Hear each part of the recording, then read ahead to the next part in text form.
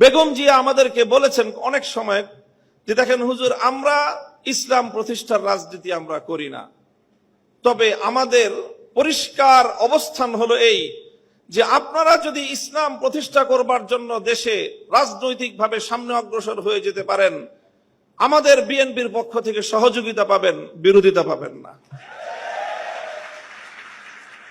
এই যে আজকে হাবিবুন নবী খান সোহেল ভাই যে কথাটা বললেন, অনেকেই বিএনপি এবং আওয়ামী লীগকে এক পাল্লায় পরিমাপ করে। আমি মনে করি এটা অনেক বড় অবিচার। আওয়ামী লীগও ইসলামিক রাজনৈতিক সংগঠন নয়, বিএনপিও ইসলামিক রাজনৈতিক সংগঠন নয়, তবে এই দুটির মধ্যে ঐতিহাসিক অনেক ব্যবধান রয়েছে। সেই ব্যবধানটার কথা আমি আরেকটা উদ্ধৃতি দিয়ে একটু স্মরণ করিয়ে দিতে চাই।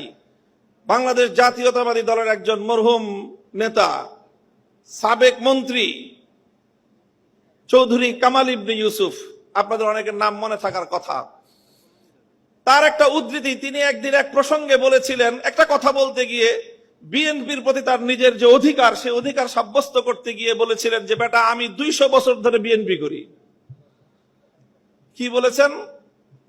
200 বছর ধরে আমরা বিএনপি করি। আপনাদের অনেকের মনে প্রশ্ন জাগতে পারে, বিএনপি তো প্রতিষ্ঠিতই হলো স্বাধীনতার বেশ পরে, শহীদ জিয়াউর রহমানের হাত ধরে। আর চৌধুরী কামাল ইবনে ইউসুফের বয়স কত? 60-70 বছর। তো বিএনপিও তো 50 বছর আগে জন্ম নেয় নাই। চৌধুরী কামাল ইবনে ইউসুফের বয়সও 50 বছর নয়। তো ওই বেটা কিভাবে 200 বছর ধরে বিএনপি করে? আপনাকে বিএনপির ঐতিহাসিক রাজনৈতিক ধারাটাকে আপনাদের অবশ্যই ধারণ করতে হবে। চৌধুরী কামাল ইবনে ইউসুফের এই বক্তব্যের মূল কথা ছিল এই, যদি আমরা আমাদের এই জনপদের অতীত রাজনীতির ইতিহাস পর্যালোচনা করি, তাহলে সবসময় আমরা এদেশে দুটি ধারা লক্ষ্য করতে পাই। সেই অবিভক্ত ব্রিটিশ আমল থেকে যখন ঢাকা বিশ্ববিদ্যালয় প্রতিষ্ঠার ঘোষণা এসেছিল, যখন ঢাকাকে কেন্দ্র করে পূর্ববঙ্গের উত্থানের ঘোষণা এসেছিল, যখন মুসলিম জাতিসত্তা প্রতিষ্ঠার ঘোষণা এসেছিল, তখন এই বঙ্গ অঞ্চল থেকে কিছু মানুষ তারা ঢাকা বিশ্ববিদ্যালয় প্রতিষ্ঠার বিরোধিতা করেছিল। তারা ঢাকাকে কেন্দ্র করে পূর্ববঙ্গের উত্থানকে ঠেকিয়ে দিতে চেয়েছিল, যারা মুসলিম জাতিসত্তার বিরোধী ছিল। এই ঐতিহাসিক ধারা সেই ব্রিটিশ আমল থেকে চলে এসেছে। আর এই ধারায় এইভাবে দুটি ধারা প্রতিষ্ঠিত হয়েছে, সংঘাত চলেছে, লড়াই চলেছে। একটি ধারা ছিল পূর্ববঙ্গ কেন্দ্রিক এই বাংলাদেশি জাতীয়তাবাদ তথা মুসলিম জাতীয়তাবাদের, মুসলিম জাতিসত্তা গঠনের যে ঐতিহাসিক ধারা, এই ধারার যারা রাজনীতি করে, জাতীয়তাবাদী দল বিএনপি সেই ধারারই প্রতিনিধিত্ব করে। কাজে বিএনপিকে যেমন এই কথাটা মনে রাখতে হবে, যারা বিএনপির সমালোচনা করে তাদেরকেও এই কথাটা মনে রাখতে হবে।